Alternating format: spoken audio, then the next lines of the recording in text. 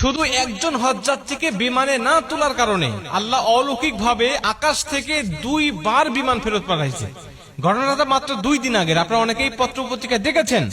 লিবিয়ার একজন মুসলিম যুবক, তিনি এই চলতি বছরে হজ করার জন্য সৌদির উদ্দেশ্যে রওনা হয়েছিলেন। উনি যখন ইমিগ্রেশন পাস করে, বোর্ডিং পাস করে যখন তিনি চলে আসছেন বিমানে উঠবেন, সর্বশেষ যাত্রী তিনি বিমানে ওঠার জন্য, উনি যখন উঠবেন তখন সিকিউরিটি গার্ড তাকে বলছেন যে আপনার পাসপোর্ট জনিত সিকিউরিটি ইস্যু রয়েছে, এর কারণে আপনি বিমানে উঠতে পারবেন না, আপনার হজে যাওয়া হবে না। উনি বলছেন যে আমাকে যখন বাধা দিল আমার মধ্যে কোনো হতাশা কাজ করতেছিল না, কারণ আমার মধ্যে প্রবল ইচ্ছা আর আগ্রহ ছিল যে আল্লাহ অবশ্যই আমাকে মক্কায় নিয়ে যাবে, আমাকে হজ করার জন্য নিয়ে যাবে। সিকিউরিটি গার্ডের আমাকে সান্ত্বনা দিতে লাগলেন, দেখেন যে আপনার সমস্যার কারণে আপনি যেতে পারবেন না, আল্লাহ বাঁচায় রাখলে আপনি আপনার সামনে বার যাবেন। তো উনি বলছেন, দেখেন আমি হজ করার জন্য নিয়ত করেছি এবং বাসা থেকে বের হয়ে আসছি, নিয়ত করার দায়িত্ব আমার আর নিয়ে যাওয়ার দায়িত্ব আল্লাহ পাকের। অতএব আমি যেহেতু এখান পর্যন্ত চলে আসছি, আপনারা বিশ্বাস করেন এই বিমান যাবে না, আমাকে না নিয়ে এই বিমান যাবে না।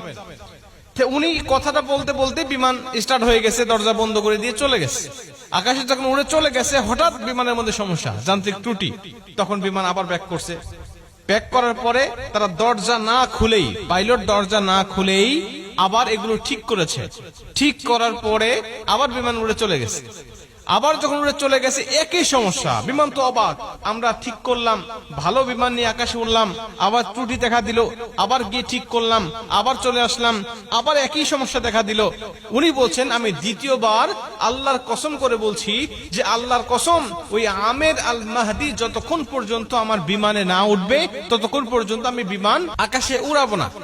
উনি কসম করে এখানে নিয়ে আসছেন, নিয়ে এসে বলছেন যে আপনি বিমানে ওঠেন, এবং আপনাকে না নিয়ে যাওয়ার কারণে আল্লাহ অলৌকিক ভাবে আমার বিমানের মধ্যে 2 বার একই সমস্যা দিয়েছে, যে সমস্যার সমাধান আমরা করেছি, কিন্তু আপনাকে না নিয়ে গেলেই সমস্যা আবার নতুন করে সৃষ্টি হচ্ছে।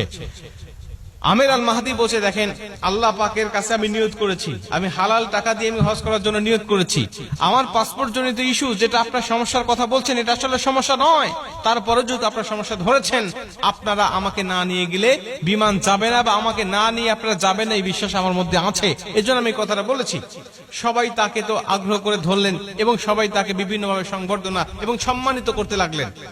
এখান থেকে পরিষ্কার ভাবে বক্তব্য বোঝা যায় যে আল্লাহ পাকের কাছে যখন কোনো ব্যক্তি খাঁটি দিলে নিয়ত করে, আল্লাহ পাক তখন সেই নিয়তটা পূর্ণ করে, এটা আল্লাহ পাকের দায়িত্ব। বান্দার চেষ্টা যখন শেষ, আল্লাহ পাকের সাহায্য তখন থেকে তার শুরু হয়ে যায়। বান্দা ইচ্ছা করলেই বিমানটাকে আটকিয়ে রাখতে পারবে না, কারণ এটা দেশের নিয়ম, দেশের আইন, সে ইচ্ছা করলেই এককভাবে সেটাকে পরিবর্তন করতে পারবে না। এর জন্য আল্লাহ পাক অলৌকিক ভাবে বিমানটাকে বারবার সমস্যার মধ্যে ফেলিয়ে পাইলটকে শিক্ষা দিতে চায়।